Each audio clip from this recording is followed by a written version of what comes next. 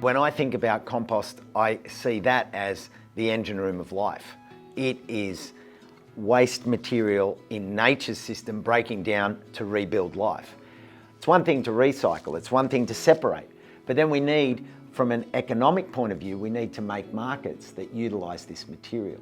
And this is where people like CORE, the Centre for Organic Research and Education, works with STAR and says, this is the science, this is the knowledge, this is the understanding. Now it's time for us to put this out in the marketplace. When we connect as a community, when we understand the science, when we act on it on a day-to-day basis, and then when we run it through our business organisations, then there's motivation and incentive.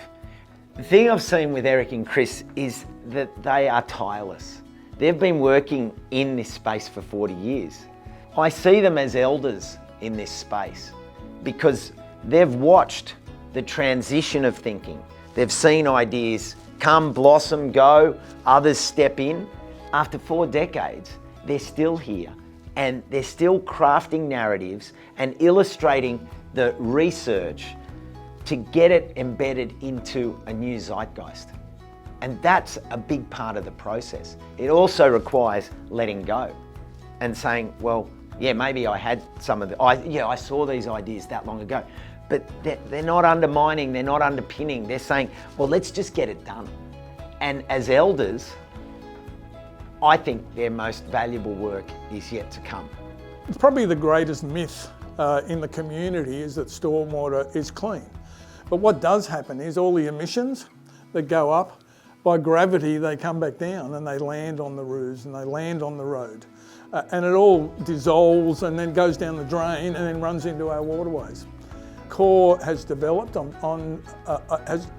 way to remove those dissolved pollutants as well as the sediments, and Starwater then proliferates that into the community under standard commercial practices.